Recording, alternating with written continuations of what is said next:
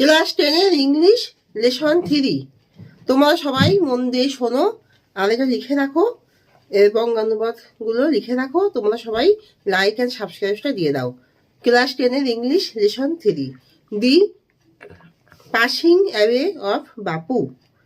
নয়নতারা সেগাল লিখেছেন দি passing away of Bapu. Nayantara সেগাল লিখেছেন unit 1।